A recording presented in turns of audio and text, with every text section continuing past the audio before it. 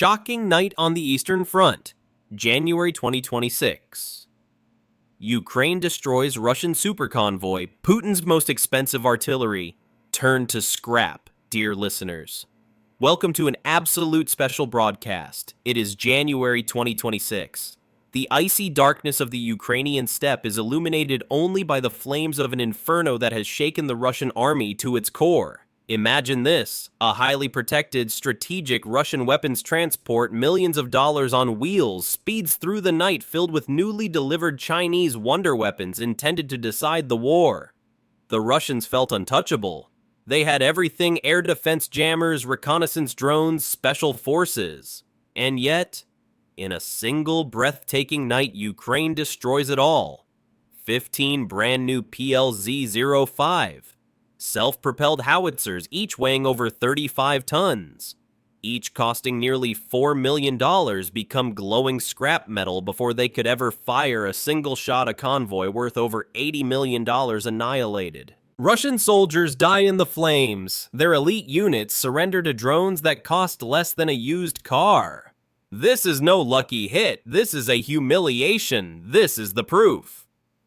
The Russian army, this supposedly invincible colossus, is outdated, arrogant, and hopelessly overwhelmed. This convoy was never a routine transport. This was Putin's personal trump card. 18 vehicles rolled as a single armored fortress through a carefully scanned, rehearsed, and secure corridor. 15 of them carried the brand new PLZ-05S Chinese 155mm self-propelled howitzers, with a range of up to 50 kilometers, using precision ammunition, a firing rate of up to 8 rounds per minute, highly automated and GPS guided. Still wrapped in factory plastic, never before tested in combat weapons, intended to turn entire Ukrainian positions into ashes within hours. Added to this were command trucks, fuel tankers, and state-of-the-art electronic warfare vehicles. Total value over $75 million, and that's just the hardware. The protection was correspondingly paranoid. A Tor M2 air defense system drove right in the middle. Jammers worked around the clock on all frequencies. Orlan 10 reconnaissance drones circled ahead and behind. Russian commanders were certain no one gets through, but Ukraine had other plans. As soon as the first satellite images showed the convoy, Ukrainian planners knew if these guns reach the front, hundreds of civilians will die and entire villages will be wiped out. The decision was made in minutes, all or nothing. The risk was gigantic. Every second of delay, every wrong radio transmission, every visible transmitter, and Russian Kornet anti-tank missiles or Ka-52 helicopters would have pulverized the Ukrainian command posts in seconds. But to do nothing, that would have been suicide. On January 13th, 2026, in the early icy hours before dawn, the Russian convoy believed it was already safe. At 4:11 a.m., the first blow struck, but not from Ukraine. The Tor M2 detected a tiny irregular dot in the sky, a Ukrainian reconnaissance drone worth less than $9,000. The Russians did not hesitate, missile out in under 2 seconds. The drone exploded in a white flash 1.4 kilometers away. A $1.1 million missile against a $9,000 drone, typical Russian arrogance. The escorts cheered. Radios crackled with confirmations. The convoy closed ranks more tightly. All clear, enemy neutralized. Yet in its final 0.48 seconds, this drone had fulfilled one last deadly task. It transmitted compressed coordinates, vehicle distances, and jamming spectra, a dying signal that mapped the entire convoy with brutal precision. What was a triumph for the Russians became the starting gun for Ukraine. Now there was no turning back. At 4:14 a.m., Ukraine launched its Phantom Swarm 30 FPV kamikaze drones rose from hidden positions.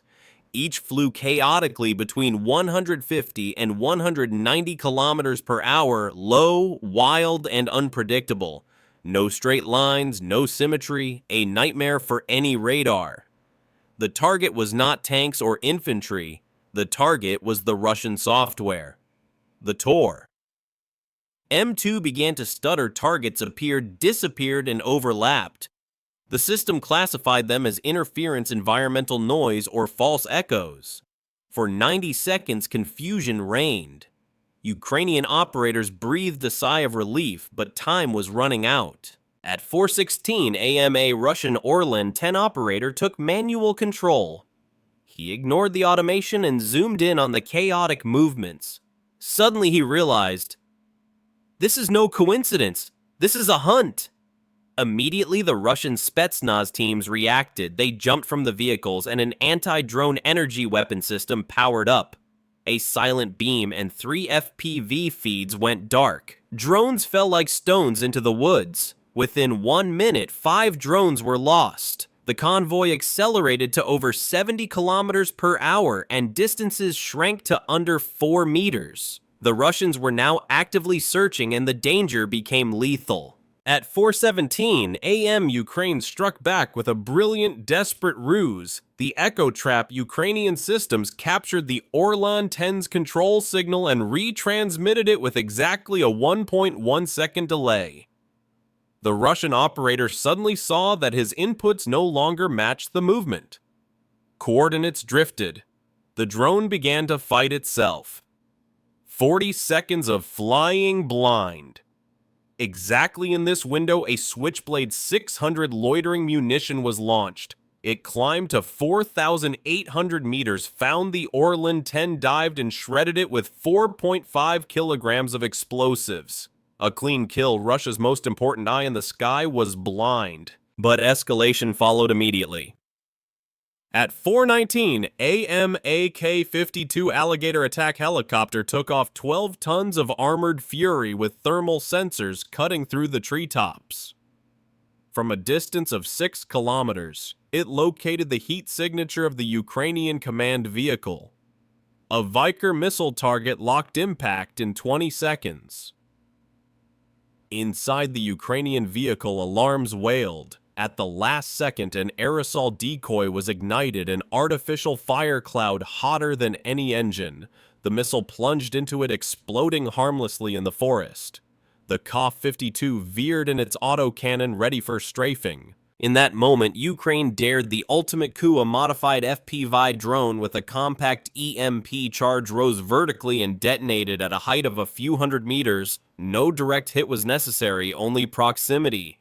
The Ka-52 cockpit went dark, screens dead, navigation off, targeting systems frozen.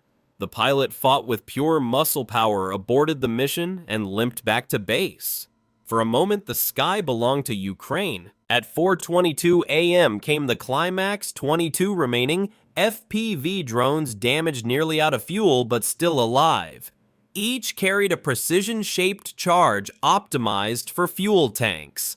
No second wave, all or nothing. The swarm plunged in. The first drone hit the lead truck under the armor, a thin strip of steel pierced.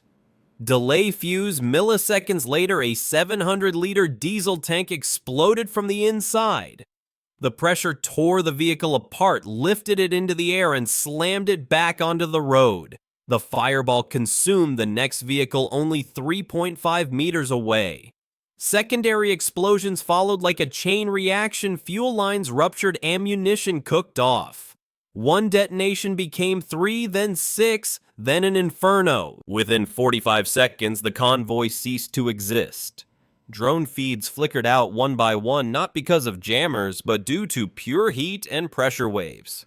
Later satellite images showed craters over 12 meters in diameter, vehicles fused to the ground, and debris scattered over hundreds of meters. The result is devastating. 15 PLZ-05 howitzers completely destroyed. 22 military vehicles eliminated. Estimated 45 Russian soldiers killed or seriously injured, including command teams and EW specialists. Total loss over $80 million.